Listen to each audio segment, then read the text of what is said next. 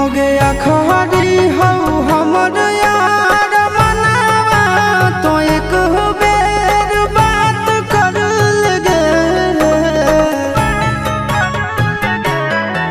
हो गया खरी हो हमर यार मनावा तो एक बेर बात कर लगे।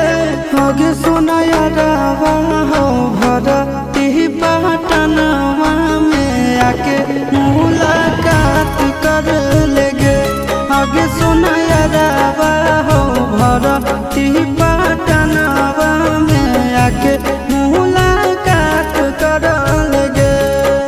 आगे चली जाइबौ छोड़ी के दुनिया विदाई अपने हाथ कर लेगे। आगे सोना यारवा हो भरती पटनवा में आके मुलाकात कर लेगे।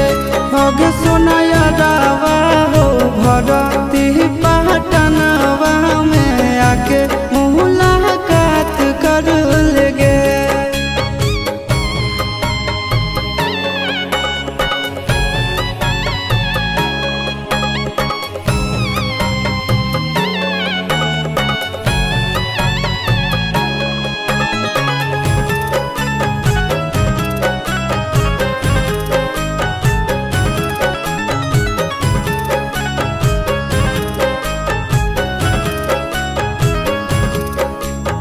मरे घर पनिया पिलाई दी है जान गे।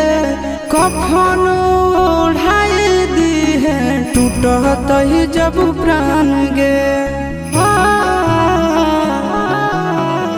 मरे घर पनिया पिलाई दी है जान गे।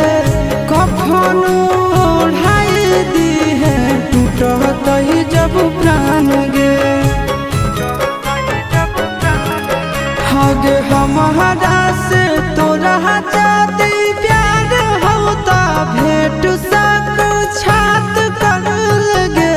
आगे सोना यारवा हो भरती पटनवा में आके मुलाकात कर लेगे। आगे सोना यारवा हो भरती पटनवा में आके मुलाकात कर लेगे।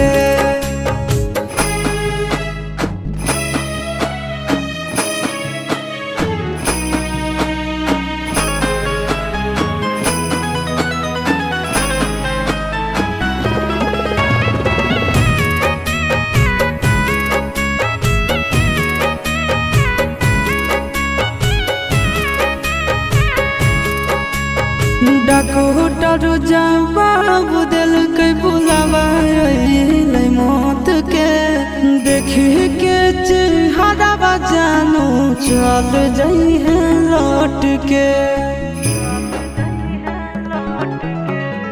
डॉक्टर जवाब दिल के बुलावा मौत के।